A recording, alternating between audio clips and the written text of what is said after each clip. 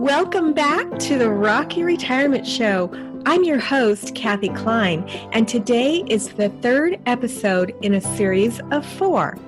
We'll be talking about the secret to aging well, but it's not what you think. Honestly, I have to admit that I struggle with this one, and it has nothing to do with your body and everything to do with your mind. I'm going to let you sit with that while I introduce my co-host. Today's co-host is Kathy Gottberg. Kathy first came on the show in 2018. She has a very popular website and an engaged social following. She's a great writer, and her topics include what you need to know in order to have a good retirement, kind of like this show. Now, a recent post as of today's recording is called, "What is the Price of Your Days?" I'll have a link to it in the show notes, and it's very much worth reading. But before I bring Kathy in, as usual, I wanted to tell you a little bit about Medicare Quick. However, we won't be talking about the step-by-step guide today. Did you know that I have a ton of free resources? I've created several short videos that go over the important things that you have to know when you're thinking about Medicare plans. Just go to medicarequick.com/class and you can watch a 15-minute video on the differences between original Medicare, Medicare Advantage, and Medicare Supplement plans. When you're done watching that, you can actually watch any of the other free classes by signing up. To sign up, you just enter your email address and you'll be granted access to the site. I created all these videos myself, so let me know what you think of them. Kathy, thank you so much for guest hosting again with me today. Well, I had so much fun the last 2 times, so here I am again. Yeah, it's been great, and I can't wait until the episodes are released. For my listener who maybe is new to the show, we pre-record all of our episodes. I do what's called batching, which means that I'm not recording every single week. That would be just too much for me because I do still work. And that's one of the things that we are going to be talking about, not this week, but next week, right? We're going to be talking about the unretirement. Do you want to just mention a little bit about next week's show, Kathy?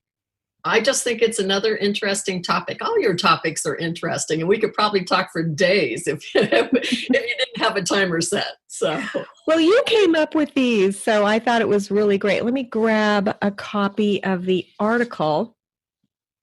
So the article, for the listener, the article that Kathy came up with, and if you're watching this on YouTube, I'm showing a copy of the article. It's called The Secret to Aging Well, which is Contentment.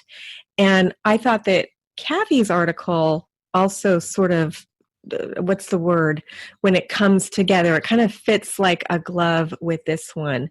So just to introduce this article, Kathy, the person who wrote this is 88 years old. And so tell me how you came across this article. Well, I'm always on the lookout for information and ideas about positive aging. It's just one of my favorite topics, actually, now that I'm 60. Well, I'm 64 now. So it's like becoming more and more relevant. I'm not anywhere near 88, but I figure we have so much to learn from the people who've gone before us and are ahead of us. And this article was a perfect example of what I try to write about on a regular basis, because I don't think I can hear it enough. I don't know about you, but there's plenty of messages from the media and the world that, you know, as you get older, you lose things and, oh dear, and now we have to be taken care of and all that. And it's like, I believe there's a lot of positive information about there, but it does require a little shift in mindset. I mean, we do change. We are different as we age. So why not, you know, find out what that is and what that means and make the best of it. That's kind of my motto. Yeah, make the best of it. That's the key word. And that's, you know, I have to admit, I have a little bit of trouble with that. I tend to not be a content person. You know, I tend, you know, when I was a financial advisor, I would tell my clients, you know, I've always been forward thinking. My mind always runs to 5 years from now. That's why I never got married. I mean, why I got married when I was 42. I never got married when I was young because my mind would go 5 years from now and I would think, do I want to be with this person 5 years from now? And the answer was always no. So it took me a while. That was smart in some ways, yeah. Very smart, yeah. But it also goes to show that I'm really not a content person, and neither was the author of this article.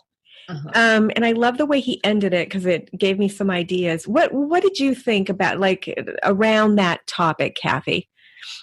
I so believe, I one of my favorite topics is right sizing, and we've talked about it in previous shows.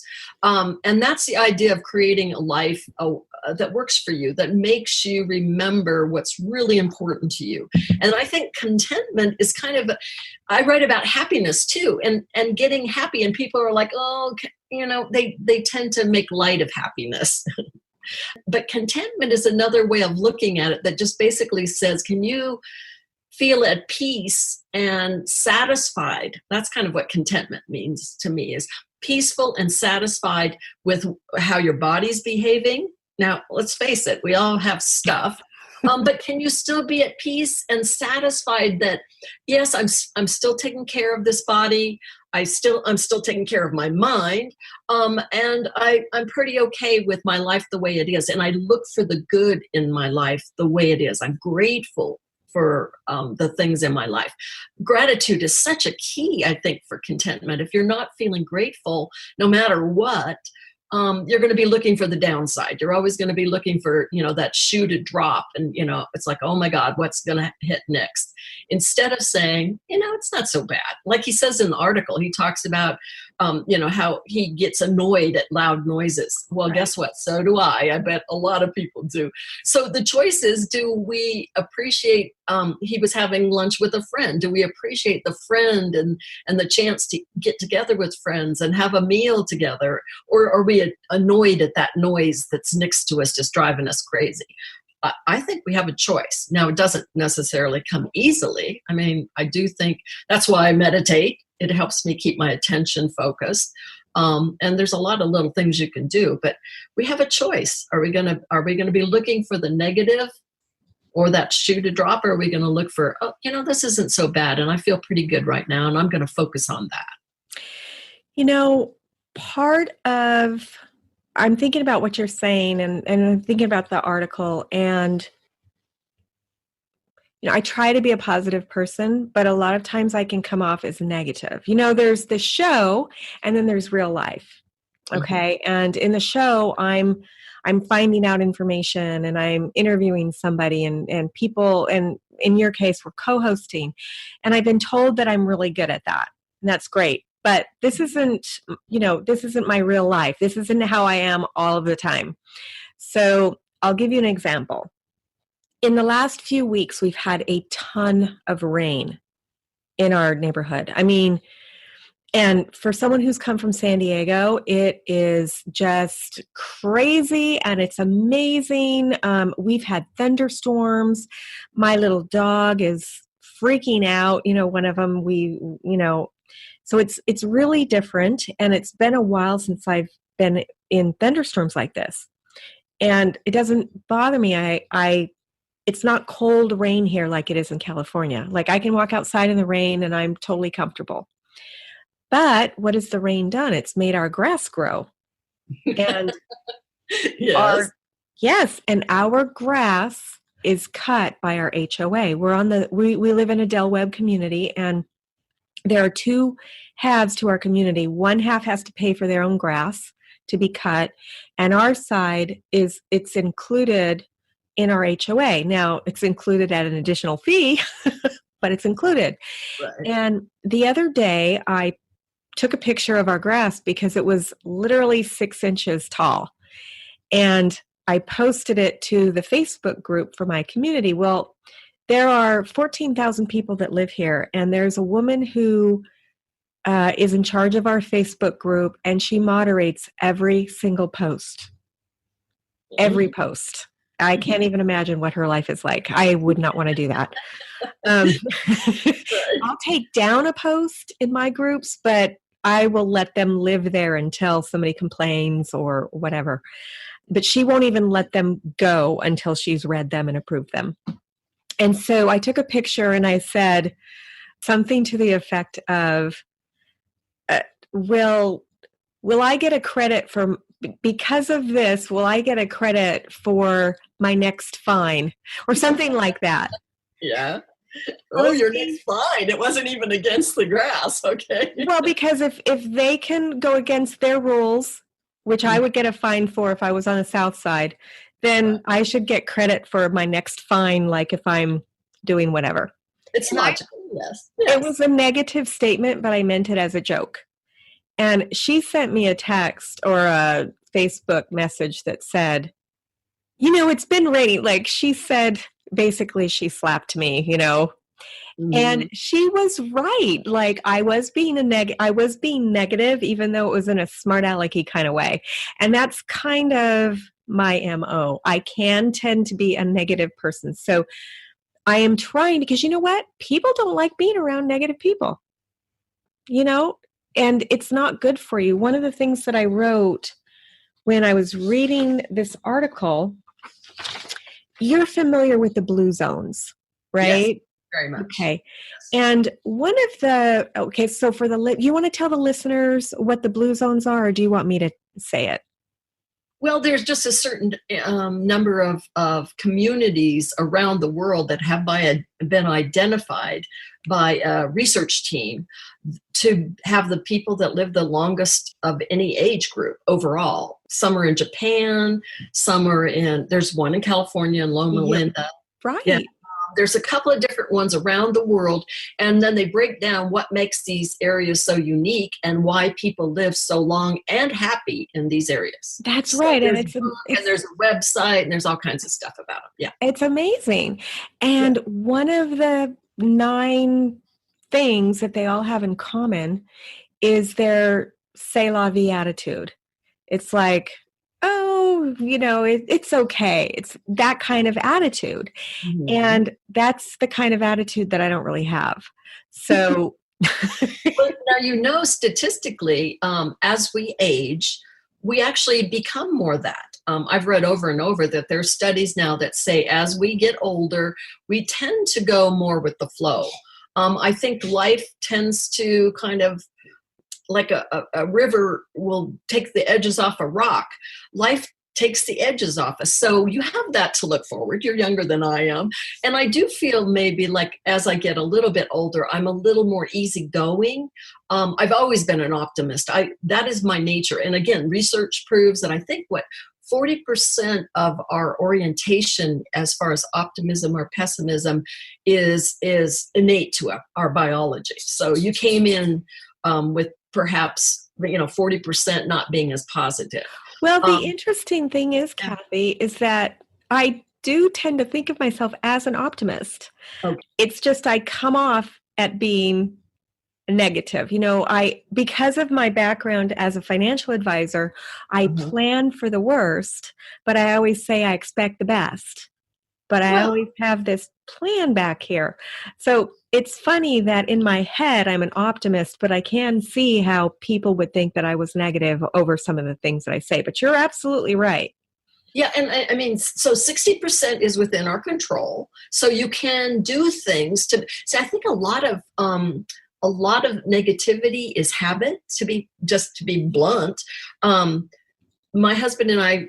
My husband was more into it. He's a little bit more, it sounds like a little bit more like you than me. I gave up watching TV, I don't know, quite a few years. Not all TV, but all news. Completely all news. Because my husband was saying, oh, you're starting to sound like your dad.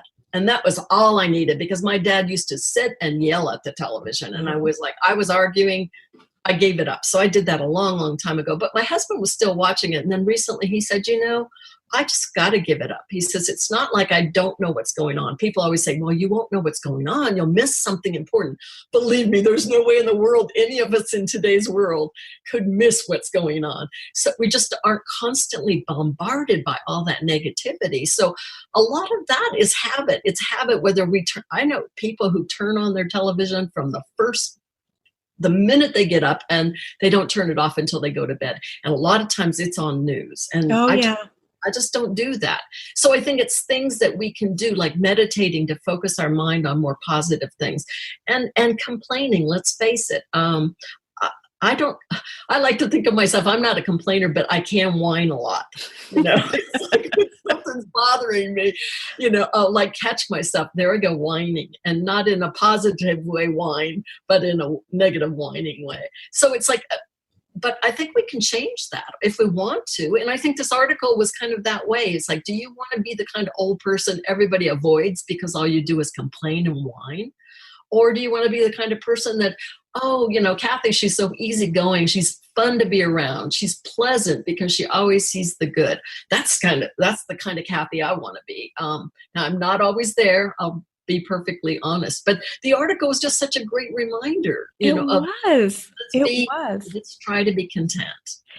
Another thing, and you tell me what you think about this, and that is Facebook. Mm-hmm. Now, I have to be on Facebook for a certain amount of time because of my business, and,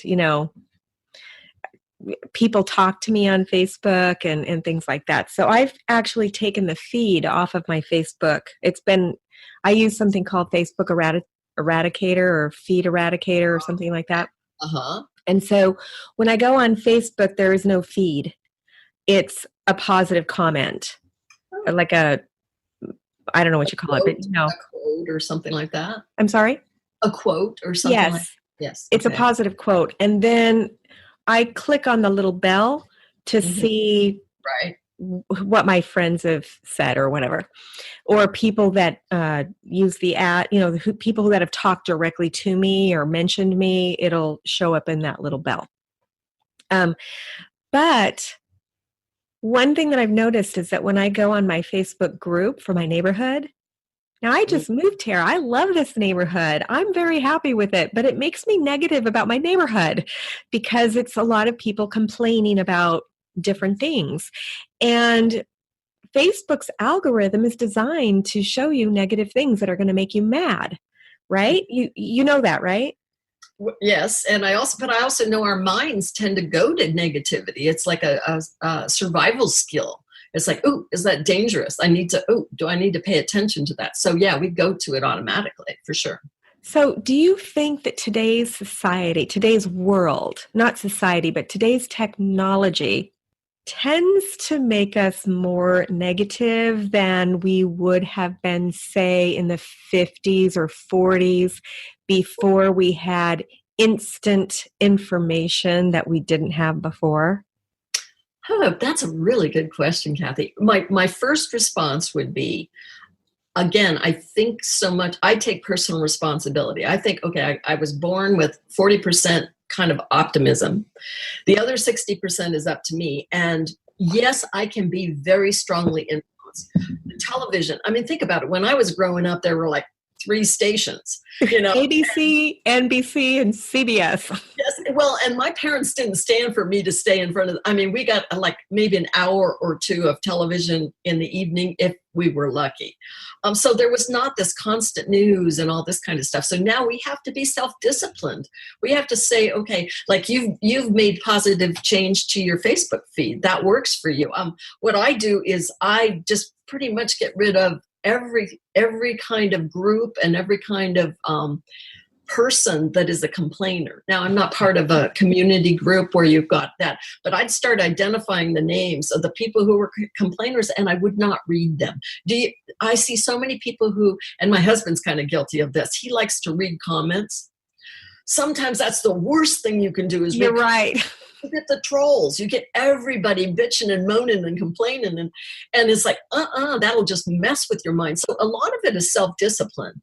And we do have, it's more accessible. Certainly technology makes news and information way more accessible than we ever had to worry about.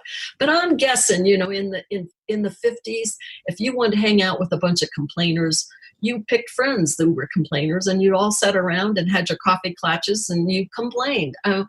People are people, so that probably hasn't changed, but we do have to monitor it more carefully now. So that's true. Yeah, because it's it's in our faces more, I think. And there's so much more to be scared and I mean, in the 50s, everyone thought that we were going to get into a war with Russia. So there's always something going on in the world, always. right? Right. Well, one thing, especially I wanted to bring up why we still have a little bit of time. In this article, I really thought it was interesting how he said he's 88 years old and he's been working hard on his physicality. And he was exercising, and he was, his whole thing about getting older was his physical appearance, not a little of his appearance, but basically his strength. And now he's realizing, hey, even then it's still going. And the people he talked to that are most happy in their elder years are more content, and they're more, I think his focus was on the mind. And I so agree with that, because I'm sure you've talked to him too. There's this huge pressure right now for our age to take exercise to the max. Now, I exercise. I walk daily. I do my exercises. I stretch. I know it's important, so I won't deny that that's important, but it's not everything. If we're not equally adding to our mental well-being and our contentment, then we're going to end up, we might be really, really healthy, but we're going to be old and cranky, and nobody's going to want to be around us. And, socialization is one of the 6. I have a journal that I created to help me personally with my life, and it's on Amazon. It's called the Baby Boomers 30-Day Journal, something like that. And basically, we talk about the 6 pillars, and every day you give yourself a goal, in one or all of the 6 pillars that you're trying to work on. And socialization is one of the most important things as far as having a good retirement. I mean, a lot of people, they'll retire and then they kind of become reclusive. And that's not good for anybody. I mean, they did studies, you probably remember the study that they did, maybe it was in the 50s or 60s, where they had 2 monkeys and one got touching and the other one just got a bottle, and the one that got the bottle with no touching died. We are social animals. We need that socialization, and social media is not a substitute for face-to-face contact. Right. Yes. Yeah. Great. So you're right. I mean, we are social animals, and we need to. Nobody wants to be around a Debbie Downer, or cranky, a cranky Chrissy or cranky Kathy. Exactly. Notice I avoided the cranky Kathy. So. It's like, which one is cranky? Well, and because I love to take notes, I thought, okay, for me, what are 3 things that I think keep me from feeling content? So I came up with 3 things. Let's hear it. And one is, and I just recently wrote an article about it, so it's pretty obvious, it's comparison. We compare ourselves to others and we decide, wait, they have more, or I should have more, or life isn't fair because this is not equaling this, and she feels more healthy than I, and and so we make ourselves crazy and unhappy, and then we spread that unhappiness around. So comparison is who was it? Somebody said comparison is the thief of joy, and it's true. You can't. That is true. When you're comparing yourself with others. The second one was worrying. Nobody knows what tomorrow brings for sure. But who was it? Like somebody oh gosh, I can't even remember his name now. A famous writer wrote that, many terrible things happened to me in my life, and some actually came about. Because we create these dramas, and we've got all this worry going on in our heads, and then we spread worry around. I don't know if you've been around a worry ward or a Debbie Downer, like you said. They can make you feel miserable. And if you sit and watch television, I'm sorry, you're going to be worried about everything, because there's plenty to worry about. And that's what media does. They want to capture the negativity. So working to reduce worry, I think, is really critical. And the last one is busyness. I think when I get really busy or distracted, I think what happens is then I'm not content, because I'm always like, there's not enough time. I don't have enough stuff. I need this, I need that. And I'm always distracted and running around like a crazy person. And it's really hard to feel content. So I thought, if I could just kind of eliminate or reduce any one of those 3, comparison and worry and busyness, I think I'd be a lot more content. So I'm going to kind of put that on the to-do list and see if I can do that in the future. Because I think contentment is a real key to, if you don't like the word happiness, let's at least shoot for contentment. I love that, Kathy. That is a great way to end this episode. Thank you so much for coming on again today. Oh, no problem. It's fun. Like I said, we could probably talk for hours. So. Oh, absolutely. Yeah, definitely. So before we say goodbye, what are we talking about again next week? Unretirement. Oh, I have a lot to say about that. Oh, good. I look forward to it. Great. So for the listener, we'll see you next week on, how do I normally end the show, Kathy? That's usually how. You're so content. You don't need to. This was such a great episode. So thanks so much for coming on the Rocky Retirement Show. And for the listener, we'll see you next time on the Rock Your Retirement Show.